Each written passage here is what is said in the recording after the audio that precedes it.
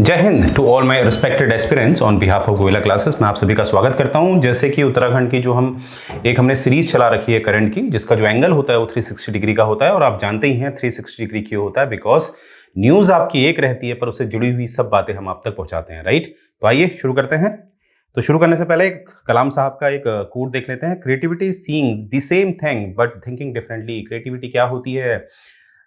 सभी लोग एक वस्तु को देखते हैं और एक आम धारणा रखते हैं, ठीक है। पर जो एक हिम्मत होती है वो ये होती है कि आप उसी वस्तु को देखिए और कुछ और धारणा रखिए, तर्कपूर्ण धारणा रखिए। तो वही होता है। जैसे उत्तराखंड पीसीएस है, उसमें आपको मीन्स भी लिखना है, तो आपको इस हिसाब से चीज़ों को देखना है कि आप उसमें एक अलग दृष्टि कोण का इस्तेमाल कर आप अच्छा लिख पाएं, राइट। तो आगे बढ़ते हैं, आज की न्यूज़ देख लेते हैं। क्या न्यूज़ है? बहुत इंपॉर्टेंट न्यूज़ है कि चोलिया डांस, जो आपका छोलिया डांस होता है उत्तराखंड का, will be seen in the Republic day parade. Obviously बात है, ये जो न्यूज़ मैं उठा रहा हूँ ये जनवरी की उठा रहा हूँ, स्टार्टिंग ऑफ जनवरी की भी होती है, तो इसीलिए आपको थोड़ा सा अजीब सा लग सकता है कि सर अभी बता रहे हैं, ये तो ऑलरेडी हमें पता है, राइट। पर देखिए इंपॉर्टेंट क्या है, ये हमें पता है कि जो रिपब्लिक डे 2023 पे उत्तराखंड का जो मॉडल आया था, तो उसमें आपने देखा था कौन सा नृत्य प्रस्तुत किया गया था, वो था छोलिया, ठीक है। तो छोलिया नृत्य आप देख लीजिए, छोलिया डांस। और यहाँ पर हम देखेंगे कि जो भी उत्तराखंड का जो प्रदर्शन किया गया था वो किसी जो लीडर होता है, जिसने लीड किया था उसके अंतर्गत, उसके मार्गदर्शन में वो किया गया था। उत्तराखंड से 18 कलाकार गए थे और जो मार्गदर्शन जिन्होंने किया था वो थे के.एस. चौहान जी। एक सेकेंड, वो थे के.एस. चौहान जी। ये देखिए, आप ये बात याद रखिएगा, ये एक जॉइंट डायरेक्टर हैं और एक नोडल मतलब होता है सबसे बड़ा, मतलब जिसके पास पूरी आज़ादी होती है उस कार्य को करने के लिए अधिकार होते हैं। तो ये नोडल ऑफिसर थे के.एस. चौहान जी, तो ये बात याद रखेंगे। और इसमें जो थीम थी हमारी, वो थी मानस खंड। अब आप देखिए, ये संसद टीवी में जो झांकियां आई थी वो मैं आपको दिखा रहा हूँ। थीम देखिए हमारी क्या थी, मानस खंड की। यहाँ पर आप देख पा रहे होंगे मानस खंड, और ये उत्तराखंड का है। ये जो आपको दिख रहा है, ये जो जानवर और जो जीव जंतु दिख रहे हैं, ये बेसिकली कॉर्बेट पार्क को दिखाया गया था। और ये जो मंदिर है, ये जागेश्वर मंदिर दिखाया गया था। जागेश्वर मंदिर आपको पता है कहाँ पर है, अल्मोड़ा जनपद में पड़ता है, राइट। तो ये बात याद रखेंगे, थीम भी याद रखेंगे। तो यही बात यहाँ पर बताई गई है कि मानस खंड क्या थी, थीम थी इसकी मानस खंड। जैसे केदारखंड और मानस खंड कहा जाता है, स्कंद पुराण में केदारखंड और मानस खंड का इस्तेमाल किया गया है। आप देखेंगे कि आप मुझे बताएंगे, कमेंट सेक्शन में आप जरूर कमेंट करिए, जो भी आप देखता है मेरी न्यूज़, तो उसमें जरूर बताइए कि मानस खंड किसके लिए कहा गया है और केदारखंड किसके लिए कहा गया है। और रिपब्लिक डे में मानस खंड की झांकी दिखाई गई है, ये बात याद रखेंगे। आगे बढ़ते हैं। तो लीडरशिप किसकी है, के.एस. चौहान जी की, आप देख पा रहे हैं। और 18 जो कलाकार थे उत्तराखंड से, उन्होंने इसमें भाग लिया। 18 कलाकार उत्तराखंड से थे, ये बात याद रखेंगे। तो यहाँ पर देखिए जो बात की गई है कि जो क्या क्या दिखाया गया है, झांकी दिखाया गया है। तो यहाँ पर आप देख पा रहे होंगे राइट से जो तस्वीर है, उसमें एपण बनाए रही है महिला, एपण होता है, उसकी हम बात करेंगे, आप उसके बारे में हम बात करेंगे, डोंट वरी आगे। तो यहाँ पर कुछ जानवर दिखाए गए थे, जैसे यहाँ पर आप देख पा रहे हैं। तो वो जानवर कौन कौन से, डियर थे, बारासिंगा था, घुरड़ था, पीकॉक था। और कॉर्बेट नेशनल पार्क की झांकी दिखाई गई थी, जागेश्वर मंदिर ये दिखाया गया था। और एपण एक फोक आर्ट है। अब ये फोक आर्ट क्या होता है, ये हमें देखना है। तो देखिए, जो फोक आर्ट होता है, आर्ट, कला और फोक आर्ट में क्या फर्क होता है? फोक आर्ट बेसिकली ज्यादा संस्कृति से जुड़ा हुआ होता है। क्यों? जैसे कोई भी, जैसे आज हम उत्तराखंड का इतिहास पढ़ते हैं, तो जब पुराने समय में इतनी तकनीक नहीं होती थी, इतनी एडुकेशन नहीं होती थी, तो उस समय पर भी लोग क्या कुछ कलाकृति करते थे। तो हमें क्या समझ में आ रहा, वो कलाकृति में वो जो टेक्निकलिटी होती है वो नहीं पाई जाती है। तो इस तरह की कला जो आज भी जीवित है, जो बहुत समय से चलती हुई आ रही थी, जो आज भी जीवित है, उसको हम फोक आर्ट कहते हैं, फोक आर्ट। तो मुझे उम्मीद है आप जो डिफरेंस होता है आर्ट और फोक आर्ट में, आपको समझ में आ गया होगा।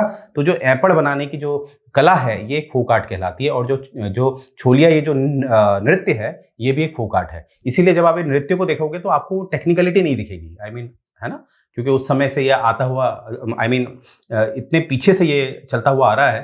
तो आज के समय में जब आप उसे और नृत्य से उसका कंपैरिजन करेंगे तो वो आपको वो टेक्निकलिटी नहीं दिखती है। और ये आर्ट की बात भी देखें तो वो चीज़ नहीं दिखेगा आपको। परंतु फोक आर्ट जीवित करने का मकसद ही ये होता है कि जो संस्कृति चली हुई आ रही है वो हमारी रहे, ठीक है। उसका ये फायदा होता है कि समाज जो है कहीं ना कहीं एक डोर में बंधा रहता है अगर हम पुरानी संस्कृति को जोड़ते हैं। क्योंकि जितनी हम आगे बढ़ते रहेंगे उतनी कहीं ना कहीं समाज के लिए वो चीज़ें गलत हो जाती हैं। तो पुरानी संस्कृति से जोड़ने का काम ये फोक आर्ट्स करते हैं, इसीलिए एग्जाम में आपसे काफ़ी क्वेश्चन पूछे जाते हैं। तो यहाँ पर मैंने आपको बता दिया ये इंग्लिश में है, ये हिंदी में इसका वर्जन है। तो जो भी टेस्ट सीरीज लेने वाले हैं उनको ये नोट्स प्रोवाइड किए जाते हैं इंग्लिश हिंदी, तो डोंट वरी। तो नेशनल पार्क को दिखाया गया था, कॉर्बेट नेशनल पार्क को देखेंगे।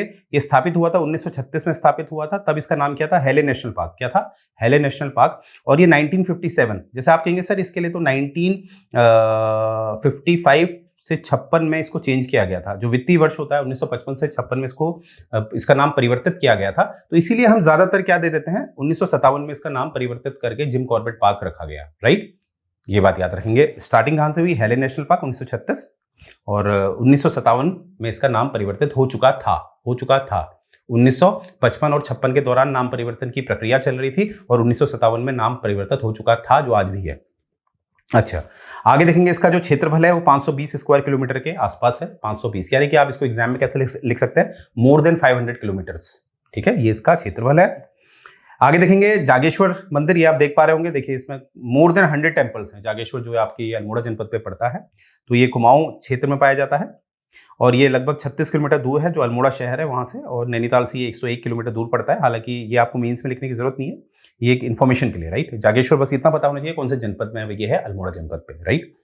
और एप्पल के बारे में देखा, ये देखिए फॉर्म ऑफ फोक आर्ट है। फोक आर्ट में ऑलरेडी बता चुका हूं, देखिए इस तरह से लिखा जाता है, राइट। अब तो इसको एडवांस कर दिया गया है, वरना ज्यादातर क्या होता था कि जो महिलाएं होती थी ये पहले वो गोबर का लेप लगाती थी, उसके ऊपर जो चावल को पीस के जो पेस्ट बनता था उससे लिखा करते थे, जैसे व्हाइट आता है ना, तो इसका इस्तेमाल किया जाता था। और गोबर को आप अच्छी तरह जानते हैं, जिस घरों में गोबर लीपा जाता है, साइंटिफिकली ये प्रूफ है कि वहां पर कहीं ना कहीं बहुत सारे बैक्टीरिया नहीं सर्वाइव कर पाते हैं, और जो ऑक्सीजन की मात्रा होती है उस कमरे में वो ज़्यादा होती है। इसीलिए आप देखेंगे कि जो नए नए रेस्टोरेंट बन रहे हैं वो इसी थीम में बन रहे हैं, उसमें गोबर का पेंट किया जा रहा है। आप देखिएगा रेस्टोरेंट में जाके, राइट।